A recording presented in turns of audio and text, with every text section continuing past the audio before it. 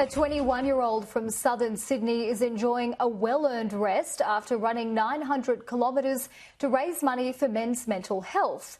Joining me live is Darby Maguire and his local member, Federal MP for Cook, Simon Kennedy.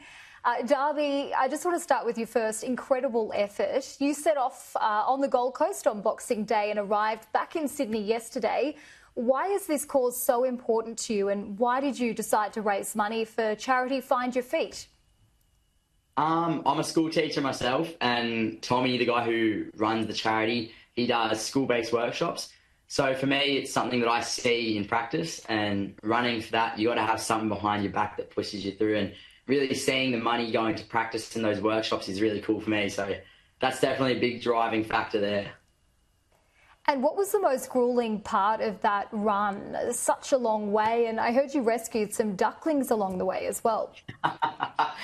Yeah, like it's hard to break it down from 2 weeks into one tough part. But day two, it was 42 degrees out on the highway, and that was a tough thing with my mind to get through on day two, wanting to stop and pull the plug. But you got support from people back here that you don't see, and from Simon and many other people that is going on behind the scenes that you don't get to see when you're out there. So that being behind me has pushed me through those days.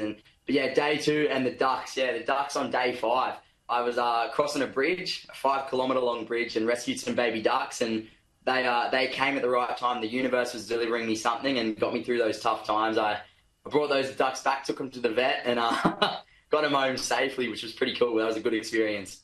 Oh, look at you go. Incredible. And you, I've also said you were inspired by Blake Johnston, who broke the world record for the longest surf session, to raise money for mental health as well. Why did this strike a chord with you?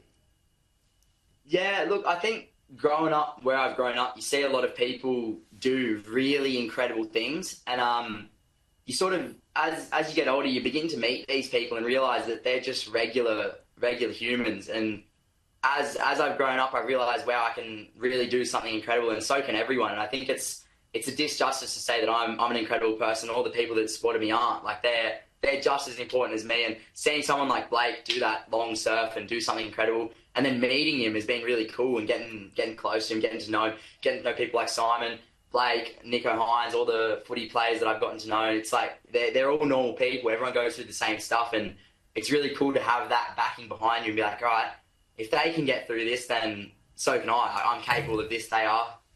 So yeah, that's been a really a good moment for me. It's been like, wow, I've come from just a regular person, and then you grow to this incredible height, and you're like, wow, everyone's doing this around here. And Simon, you were telling me that you joined in for the last part of that, ahead of it finishing yesterday, the last 10 kilometres, I believe. Couldn't keep up with me. I thought after 890 Ks, he might have been tired out a little bit for me to keep up with him. But despite that, I was about 200 or 300 metres away, sprinting my hardest to the finish line as he just took off into the distance as I ate his dust. But what I love about Darby is so unassuming, and he epitomises what's great about the electorate of Cook. He's not out there looking for people to do things for him. He's out there saying, what can I do for this community? I just wanted to know how much money has been raised for charity Find Your Feet. $32,000. And how can they donate more? How can they donate that? So we're at 32,000 now. If you want to donate more, the best way is to go to my Instagram, which is Darby_Maguire, Maguire. And it'll be open for the next couple of weeks.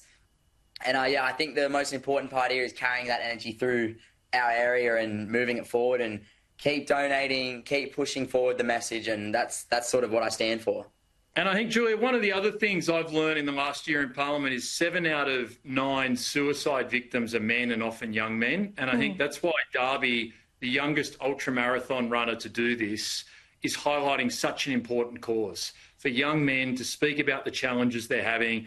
And the fact he's a school teacher in our local community only reinforces that message to this target group. So, it's such a great message Darby's doing, and it epitomises everything that's great about the electorate of Cook and, frankly, Australia. And Darby, on that, given that you're studying to be a teacher and you've also spent some time working at a local school, what's your sense of men's willingness to come forward with issues? Yeah, look, it's definitely been something that I've learnt. You know, over the past 2 weeks. I mean, obviously, I'm 21 years old. I've met some people, but over the last 2 weeks, I've met some incredible individuals. And one of the things that I've noticed is the lack of sharing. It's like they come out and they share their story with me, and it's amazing. But it's like it's the first time they've ever shared it, and it's something that I think is just so. It's stigmatized. It's something we need to share. Everyone needs to talk, and especially men as well. Like it's almost like you're expected to always be okay, which is just I just feel like everyone needs to start talking, and it's something that everyone goes through. You know, whether or not you know someone who's gone through it, whether or not you've got a distant relative, it's connected in some way to everybody. And I feel that a lot in the area I live. You know, if someone's doing something great, everyone gets in and supports. And I feel like it should be in the same reverse. You know, if someone's doing it tough, get in, support, help everyone. And that's, I think, coming into Cronulla, running down that last strip is something I felt very highly. You know, running in with Simon, Blake, a lot of the other boys. I was about a kilometre behind him. But it was really cool. You know, you see these great moments and you see these low moments. I've had these low moments, these high moments. And it doesn't matter where you are. Someone's always there to support you, which is really cool. And I think it's just about speaking up and sharing your story. What a great cause you're drawing attention to. And just quickly, I want to put the spotlight on Simon for a second, because you're no stranger to showing off your fitness prowess either. Can you tell me, what was it like to be recently crowned Canberra's fittest politician? I don't know whether it's that much of a feat. It's like being the sharpest spoon in the drawer, I think. But it was good. It was a bit of friendly competition. I appreciated Andrew Lee announcing his victory a week before the competition closed, only to have to work out how to put the cork back in the champagne bottle. So it was good to get one up from the Liberal Party over the Labor Party ahead of the election. And hopefully it's repeated in a couple of months, Julia.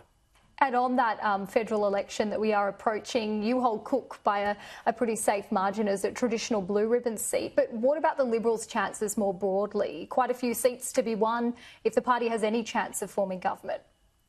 Yeah, look, firstly on Cook, I won't be taking it for granted. This community deserves an advocate that fights for it and treats it like a marginal seat, and that's what I'll be doing.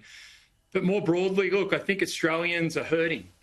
Over the break, I caught up with a lot of Australians. They're not just hurting with mental health, but they're hurting with cost of living, and that's hurting mental health. And Australians are looking for the leader who will solve that. And Peter Dutton tomorrow in Melbourne will be announcing his positive vision for the country to reduce cost of living, reliable and affordable energy, jobs, small business, and that's just the start. So I think the Liberals are in with a big shot. It's a tough ask, but we're in with a big shot because I think Australians are feeling like they've had enough and they want someone to listen to them.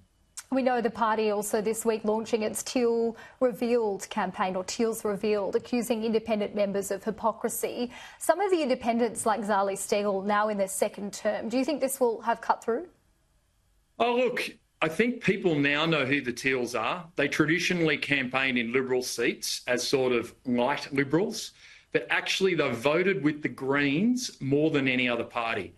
And the Greens, when you look at what they're doing economically, you look at what they're doing socially, they're not about environment, they're about economic extremism, social extremism. And this is a group that's voted with the Greens on substantive legislation 80% of the time, more than any other party. Voices of the Teals, they are an extreme party, and I hope the electorates will see them for what they really are in this upcoming election. Thank you so much for your time, Darby and Simon. Really appreciate it. Can I add one more thing? Can I add one more thing? Yeah, of course. Yeah, I just want to add on what Simon just said.